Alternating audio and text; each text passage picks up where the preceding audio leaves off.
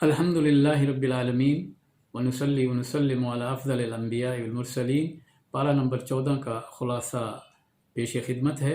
इस पारे के अंदर दो सूरतें हैं, सूरा अल हिज्र है और सूरा अन-नहल है। दोनों मक्की सूरतें हैं और मक्की सूरतों के जो मौज़ूआत हैं उनमें तौहीद है और रिसालत है और आखरत है। और इस सूरा अल हिज्र में भी जिसकी अंदर ये बात की गई है कि ये मक्के वाले जो हैं ये उस दिन ये अपनी ख्वाहिश ज़ाहिर करेंगे काश ये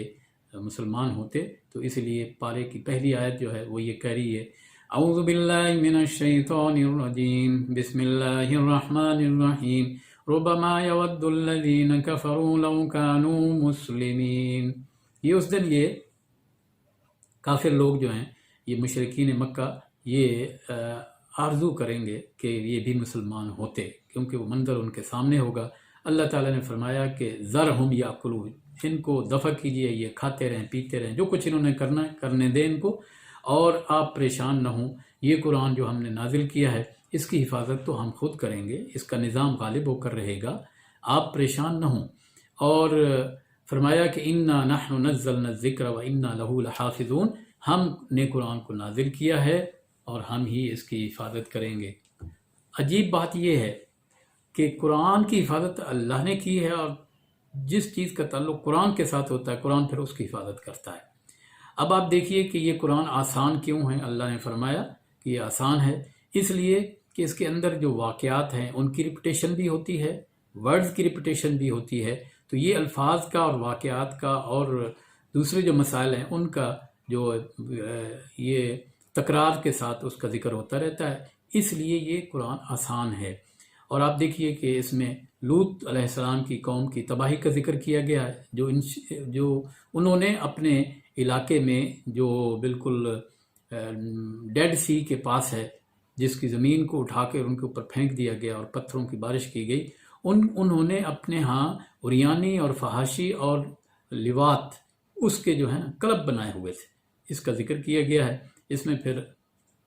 एक और कौम है और वो है समूद, उसका भी ज़िक्र किया गया है। शुएब अलैहिस्सलाम की कौम का भी ज़िक्र किया गया। और समूद वो कौम है कि जहाँ से ये मक्के वाले गुज़र के शाम की तरफ जाते थे और वो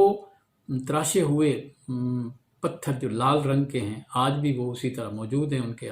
जो हैं आसार मौजूद हैं। तो वो देखते थे, उनको ये कहानी सुनाई जा रही है कि देखो ये लोग कैसे थे।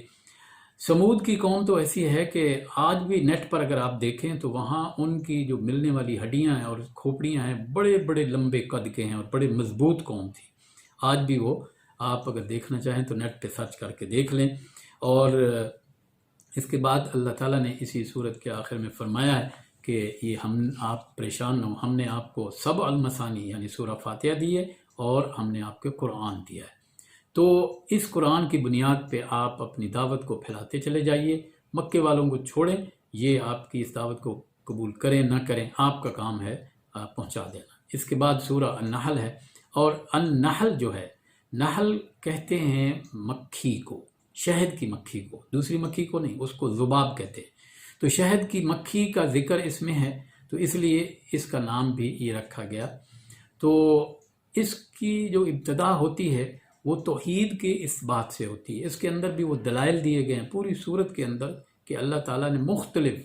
इन्ना फ़ी ख़ल्क़िस समावाति वल अर्ज़, आसमान और ज़मीन के अंदर बहुत सारी मिसालें हैं वो दी हैं ताकि ये लोग जो हैं जो रोज़ देखते हैं उसको देख के ये अल्लाह पर, उसके रसूल और कुरान पर ईमान ले आएँ, आखिरत पर। तो इसकी जो पहली ही वो आयत है वो अजीब एक तरीके से अंदाज से बयान की गई, अता अमरुल्लाह फला तस्ताजिलू, मक्के वालों अल्लाह का फ़ैसला आ चुका है, जल्दी ना करो। गोया कि वो हुज़ूर सल्लल्लाहु अलैहि वसल्लम से ये कहा करते थे कि हमें जो धमकियाँ देते हो तो वो ले आओ ना वो अज़ाब जिसकी हमें तुम धमकी देते हो। तो अल्लाह ताला ने ख़ुद जवाब दिया कि जल्दी ना करो आगे, ये फ़ैसला क्या है, लगता ऐसा है कि हुज़ूर अकरम सल्लल्लाहु अलैहि वसल्लम की हिजरत करने का वक्त आ गया और नबी जब हिजरत कर जाता है तो फिर उस कौम को जो है वो तबाह कर दिया जाता है। इसके बाद जो है ऐसे जानवर जिनको ये खुद پالتے تھے اور ان کے اوپر سواری بھی کرتے تھے، ان کا گوشت بھی کھاتے تھے، دودھ بھی پیتے تھے، تو ان کی جو مثالیں دی گئی ہیں کہ دیکھو ذرا یہ کس نے ان کو اٹھایا، وہ تمہارے جو سامان ہے وہ اٹھا اٹھا کے بھاری بھاری سامان ایک جگہ سے دوسری جگہ منتقل کرتے ہیں، تو یہ ذات جس نے ان جانوروں کو تمہارے لیے مسخر کیا، یہ گھوڑے، یہ خچر اور یہ گدھے جو تمہاری سواریوں کو اٹھاتے ہیں اور لے جاتے ہیں، کیا ان کے اندر اللہ کی پہچان تمہیں نہیں نظر آتی؟ پھر اس کے بعد پانی اور پھلوں کی بات کی گئی ہے کہ یہ پھل بھی اللہ تعالیٰ نے پیدا کیے ہیں اس پانی کے ذریعے سے، اور چارہ اور کھیتیاں جو تمہارے جانور جو ہیں کھاتے ہیں ان کے لیے ہیں، تو اس میں جو ہے تفکر کرنے والوں کے لیے نشانیاں ہیں۔ پھر اس کے بعد اس سمندر کی بات کی گئی ہے کہ جس سمندر کے اندر اللہ تعالیٰ نے فرمایا کہ ہم تو سمندر میں بھی تمہیں تازہ گوشت جو ہے وہ مہیا کرتے ہیں، تو کبھی تم نے سوچا ہے؟ اور وہ کشتی جو اس کے اندر چلتی ہے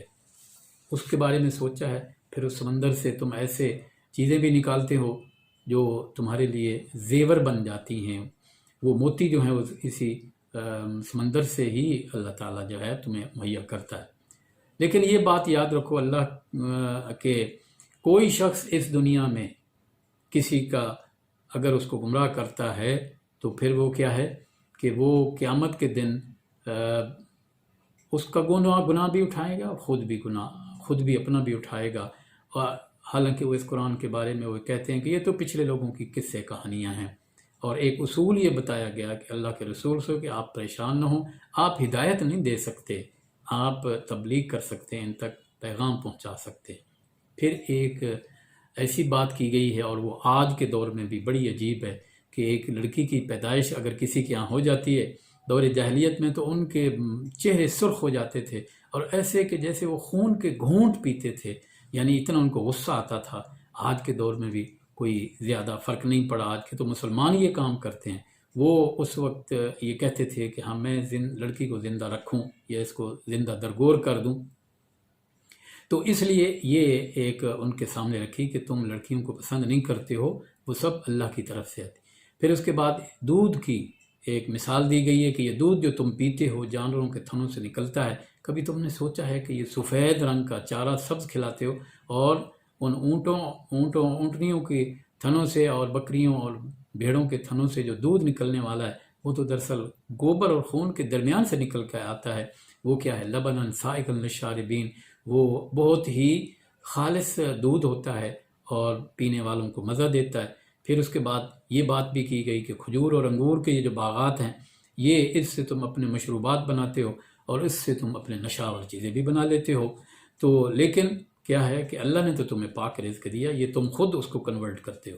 پھر اس کے بعد ایک ایسی اپنی مخلوق کی مثال دی ہے جس کو شہد کی مکھی کہا جاتا ہے۔ شہد کی مکھی کیا بارے میں کہ وہ اس کو جو ہے اللہ تعالیٰ نے یہ اوحیٰ ربک الی النحل، اس کو یہ حکم دیا ہے کہ تم وہی کی ہے کہ تم اپنے گھر بناؤ، کہاں؟ چھتوں کے اندر، پہاڑوں کے اندر اور بیلوں کے اوپر جو ہے اپنے گھر بناؤ، اور تمام پھلوں سے رس چوس چوس کر لاؤ، اور فرمایا کہ وہ جو یہ مکھی یہ جو شہد بناتی ہے یہ کس کے لیے؟ فیہ شفاء للناس، اس میں لوگوں کے لیے شفا ہے، اس میں لوگوں کے لیے شفا ہے۔ سچی بات یہ ہے کہ آج بھی جو بیماری کرونا پھیلی ہوئی ہے اس کا علاج بھی اسی کے اندر ہے، اللہ فرما رہا ہے اس کا نسخہ ہی ہے، تو شہد کا استعمال بڑا ضروری ہے۔ اب دیکھیے کہ اللہ تعالیٰ اس شہد کی مکھی کو کیسے کیسے راستوں سے وہاں پہنچا دیتا ہے، اور وہ لیکن یہ فرمایا کہ اس کے اندر نشانی ہے کن کے لیے؟ غور و فکر کرنے والوں کے لیے۔ اس کے بعد جو ہے اللہ تعالیٰ نے یہ فرمایا کہ ماں کے پیٹ میں جب انسان بن کے باہر آتا ہے تو اس کے پاس کوئی علم نہیں ہوتا، لیکن اس کے کان ہوتے ہیں، آنکھیں ہوتی ہیں، اور دل اس کا اللہ تعالیٰ جو ہے بنا دیتا ہے، لیکن تم یہ دیکھنے کے باوجود بھی شکر کیوں نہیں کرتے ہو؟ اور اس کے بعد اللہ تعالیٰ نے یہ فرمایا، اور یہ آیت تقریباً ہر جمعے کے اندر خطیب جو ہیں آخر میں یہ پڑھتے ہیں، ان اللہ یأمر بالعدل والاحسان وایتاء ذی القربى وینہی عن الفحشاء والمنکر، یہ ہر خطیب تقریباً پڑھتا ہے۔ اس کا مطلب ہے کہ اس کے اندر اللہ تعالیٰ نے جو حکم، ان اللہ یأمر، حکم دیتا ہے بالعدل والاحسان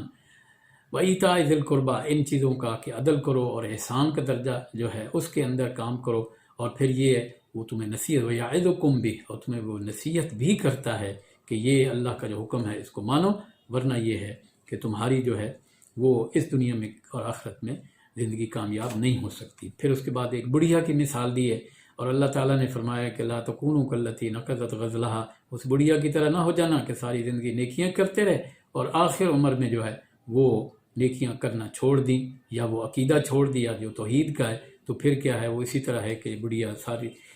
سارا دن اس نے جو ہے وہ سود کھاتا ہے اور شام کو بیٹھ کے ادھیڑ کے پھینک دیتی ہے۔ پھر اس کے بعد کہا گیا کہ جب بھی تم قرآن کی تلاوت کرنے لگو تو اس سے پہلے کیا، اذا قرأت القرآن فاستعذ باللہ من الشیطان الرجیم، نبی صلی اللہ علیہ وسلم کو بھی اور ہر امتیوں کو یہ کہا گیا ہے کہ جب بھی قرآن پڑھو، بے شک ایک آیت پڑھنی ہو، تب بھی کیا کیا جائے، یہ جب بھی تو آپ شیطان مردوس کی سے پناہ لے لیں، اللہ کی پناہ میں آ جائیں۔ پھر وہ کہتے ہیں کہ یہ عجیب نبی ہے کہ اس کو جو ہے کوئی اور سکھاتا ہے پھر آخر، تو اللہ تعالیٰ نے فرمایا کمال ہے، تمہیں اتنی عقل بھی نہیں ہے جس کا تم نام لیتے ہو۔ کوئی اس وقت تھا کہتے تھے کہ فلاں جو ہے اس سے حضور صلی اللہ علیہ وسلم سیکھ کے آتے ہیں، تو کیا تمہیں اتنی عقل بھی نہیں ہے جس سے وہ سیکھ کے آتے ہیں، جس کی طرف تم اشارہ کرتے ہو وہ تو عجمی ہے، لیکن یہ تو عربی ہے، خالص عربی ہے۔ تو اس طرح جو ہے یہ بات بھی کی گئی کہ اگر انسان کسی وقت مجبور ہو جائے اور اس کو کفر کا کلمہ کہنا پڑے لیکن اس کا دل مطمئن ہو، تو اللہ تعالیٰ نے اس کو اس کی اجازت دی ہے۔ پھر یہ ہے کہ حرام کیا کیا ہے، اس کی ایک لسٹ دی گئی ہے۔ حرام کیا ہے، مردار حرام ہے، خون حرام ہے، سور کا گوشت حرام ہے۔ اور پھر آخر اس سورہ نحل کے آخر میں اللہ تعالیٰ نے اپنے ایک بہت ہی برگزیدہ نبی خلیل الرحمن جن کو خطاب دیا گیا، حضرت ابراہیم ہے، ان کے بارے میں کہا گیا کہ وہ شکر گزار تھے، یکسو تھے۔ وہ تو پورے حضرت ابراہیم علیہ السلام تو پوری ایک امت کے برابر تھے۔ تو فرمایا کہ ان ابراہیم کان امۃ قانتا للہ حنیفا، وہ یکسو تھا، ہر وقت کبھی بھی انہوں نے کوئی پریشانی کا ذکر نہیں کیا، جیسے اللہ نے آزمایا وہ اس میں سے وہ گزر گئے۔ اور آپ کو بھی یہ کہا گیا کہ واتبع سبیلا، اور آپ بھی حضرت ابراہیم کے راستے کو، ان کے طریقوں کے اوپر چلیے، اور یہی صراط مستقیم ہے۔ پھر اس کے بعد آخر میں یہ کہا گیا ہے کہ جو دعوت کا کام کرنے والے ہیں ان کو اس چیز سے کہ ہدایت اللہ نے دینی ہے، قرآن موجود ہے، اس کی بنیاد پہ دعوت دیتے چلے جائیں، دعوت دینا، تبلیغ کرنا اور لوگوں تک اس قرآن کے میسج کو پہنچانا ان کی زندگی کا مقصد ہے، ہدایت دینا اللہ کا کام ہے۔ لیکن ایک اصول بتایا گیا ہے کہ جب تم دعوت دو تو حکمت کے ساتھ، ادعو الی سبیل ربک بالحکمت والموعظۃ الحسنۃ وجادلہم باللتی ہی احسن، حکمت کے پہلو مت چھوڑو، اور یہ ہے کہ عمدہ نصیحت، عمدہ طریقے سے دعوت دو، اور جب اگر کبھی کوئی بات چیت کرنی ہو، ڈائیلاگ کرنے ہو، تو اچھے انداز میں اختیار کرو۔ اور آخری آیت کے اندر اللہ تعالیٰ نے فرمایا ان اللہ مع الذین اتقوا والذین هم محسنون، اللہ کا ساتھ ہمیشہ ان لوگوں کے ساتھ ہے جو کہ تقوی والے ہیں اور جو احسان کے درجے میں اپنی زندگیاں گزارتے ہیں۔ اللہ تعالیٰ سے دعا ہے کہ وہ ہمیں یہ جو کچھ ہم نے یہ پڑھا ہے اور سنا ہے، سیکھا، اس کے اوپر عمل کرنے کی توفیق عطا فرمائے، اور خاص طور پر شرک سے بچنے کی توفیق عطا فرمائے، اور توحید کے عقیدے کو، رسالت اور آخرت کو جو ہے سمجھنے کی توفیق عطا فرمائے۔ وآخر دعوانا الحمدللہ رب العالمین۔